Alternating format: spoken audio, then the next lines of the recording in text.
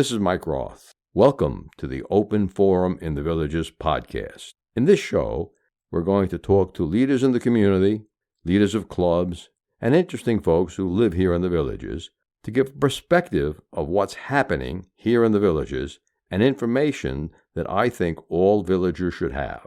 We hope to add a new episode most Fridays at 9 o'clock.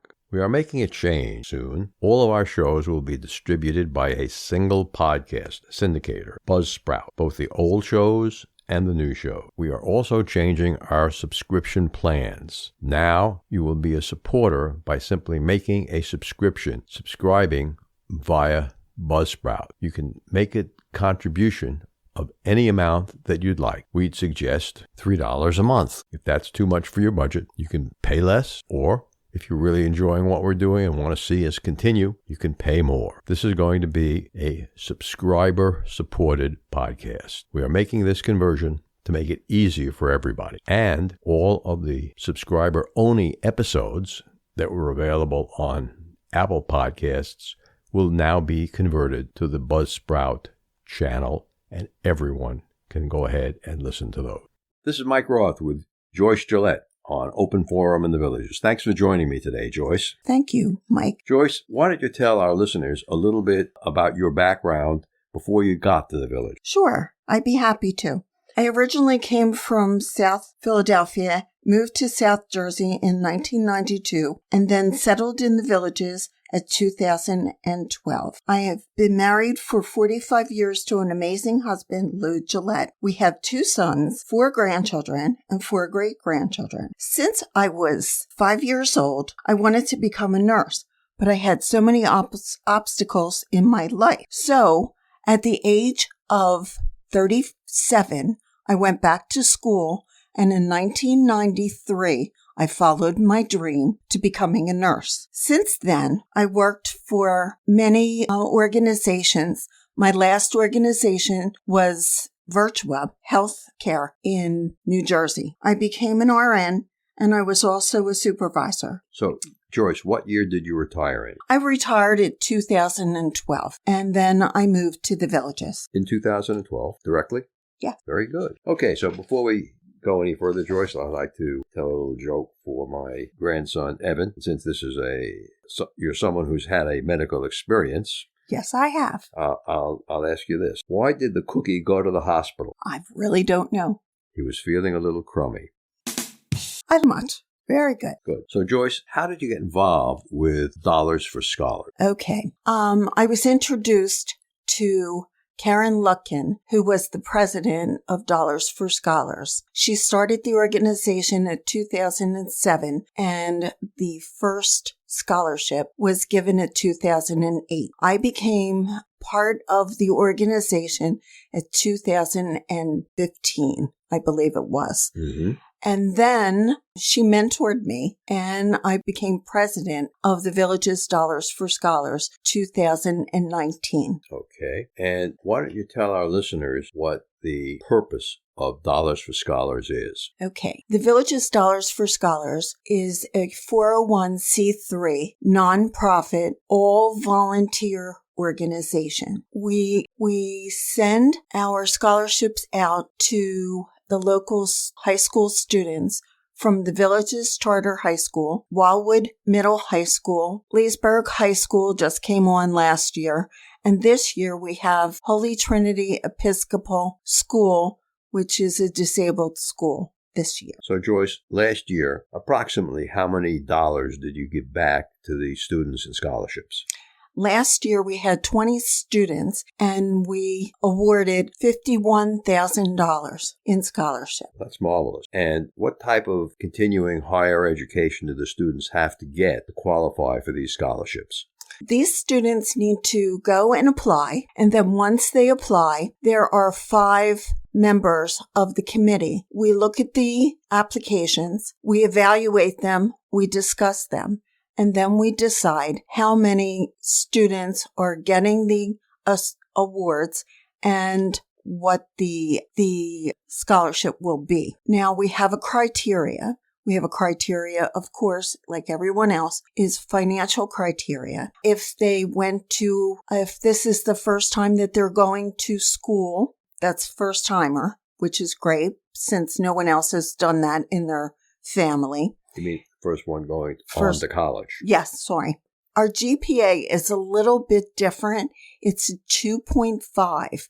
We try and look at the students that are the average students because they're the ones that could always use the scholarships and they don't apply because they figure, they're not, good enough. So we try and do that. Our scholarships are from anywhere from the university, college, tech school, trade school, and any accredited school, including online scholarships as well, online schools as well. So you do scholarships for full 4-year colleges, but you do 2-year colleges as well as trade schools. Yes. What's the most unusual schooling that you've created the scholarship? That's interesting. We did have one student that is going for electrician. Mm-hmm. We had another student that wanted to be a hairstylist, and she became a hairstylist. Okay. So you CPAs, mm-hmm. nurses, some of the students that are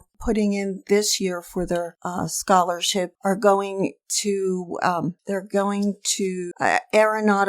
aeronautical space, which they want to become engineers. So Very interesting. So you have a wide assortment. Yes. Mm-hmm. And what type of fundraisers do you do to come up with $51,000? Okay. Our fundraisers, just to give you, for instance, for this year, we have 7. Joyce, why don't you give me an example of what one of your fundraisers that did well was last year? Last year was the very first golf tournament, and we had 62 golfers, and we raised over $12,000, which was phenomenal for the very first year. Mm-hmm. This year we have another one coming up, and that's April 14th, and that will be at the Eagle's Nest, and it's going to be a lot of fun. We're getting there. Right now we have about 82 golfers so far. What's the most unusual fundraiser that you've done? I believe the Dancing with Our Stars.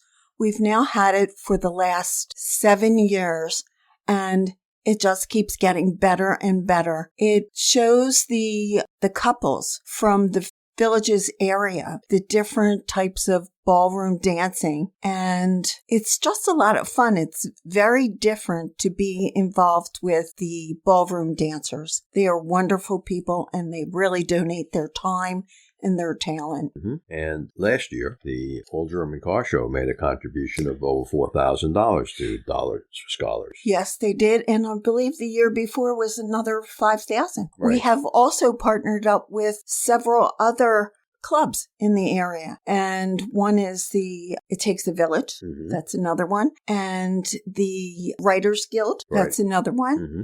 And we've had many sponsors as well donating their time, their efforts, and giving us ideas as to what we can do. And we're talking about how much we made last year. Since 2008, we have raised over $650,000, and we have helped over 260 students. Mm. The other thing about our scholarship is that our students can come back after the first year if they need assistance, and we have the money. We help them. Mm-hmm. And we have helped many students, follow their dreams. Mm-hmm. Tell us, if you can, about a success story about someone that you helped. Okay.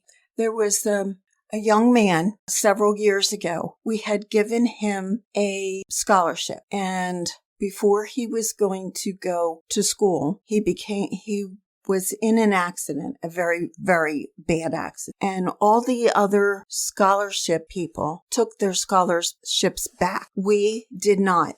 We waited until he was able to go back to school and to graduate. And he is becoming a CPA. He is doing a fabulous job. And it's just people like that. We are so grateful that we can help them, and we can allow them to continue their life. Mm-hmm. So you've been at this for about 7 years as the leader? No, since 2019. 2019, 4 years as the leader. Yes.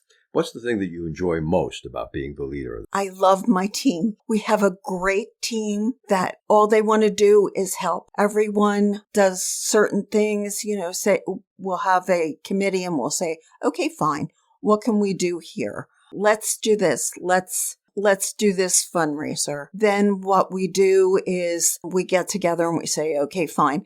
They look at me sometimes that I'm crazy because when I first started, we only had approximately 4 fundraisers a year. We're now up to 7 or 8. Mm-hmm. But I love what I do because when you talk to the student and see their progress and just look at them and say, we're going to do something for someone else. It just touches my heart. Why don't you give us an example of an idea that you had for a fundraiser that your group decided not to put on? They actually really listened to me, which is really funny. So every fundraising idea that you've come up with, the group says, yeah, let's do it. They look at me and they say, okay, if that's what you think. And then we just do it. I mean, how many people do you have on your board or club that participates in creating these events?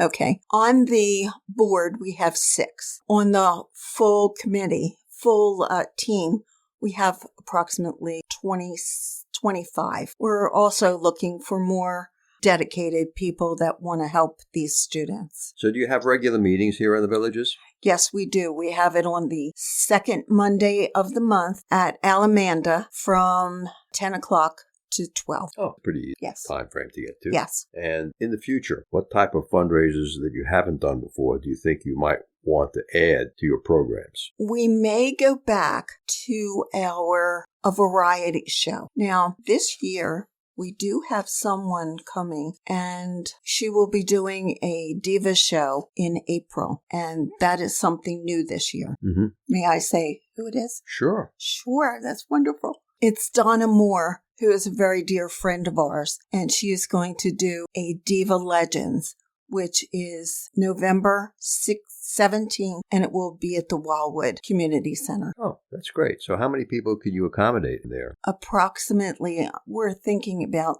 maybe 200. 200? Yes. Mm-hmm. And is it going to be a dinner show or just a performance? Just a performance. Good, good. And Joyce, what is the thing that you enjoy the most out of Dollars for Scholars? Helping others. Helping others. I've been a person that always looked out for other people, becoming a nurse, looking out for people. I still do that occasionally when people ask me about different things about nursing and giving back. You need to give back, and I'm very blessed. Great. Joyce, if someone wants to get a hold of you after the show, how do they do that? Okay, they can either call me on my home phone number, which is 352-633-5281, or they can email me at joycetvdfs@gmail.com.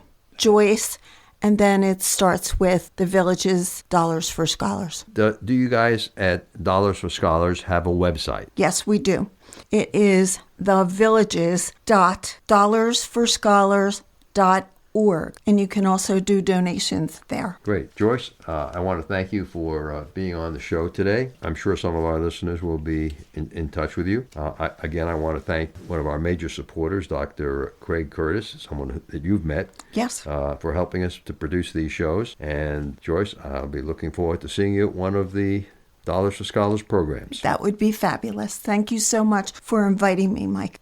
We are making a change soon. All of our shows will be distributed by a single podcast syndicator, Buzzsprout, both the old shows and the new show. We are also changing our subscription plans. Now you will be a supporter by simply making a subscribing via Buzzsprout. You can make a contribution of any amount that you'd like. We'd suggest $3 a month. If that's too much for your budget, you can pay less, or if you're really enjoying what we're doing and want to see us continue, you can pay more. This is going to be a subscriber-supported podcast. We are making this conversion to make it easier for everybody. And all of the subscriber-only episodes that were available on Apple Podcasts will now be converted to the Buzzsprout channel, and everyone can go ahead and listen to those.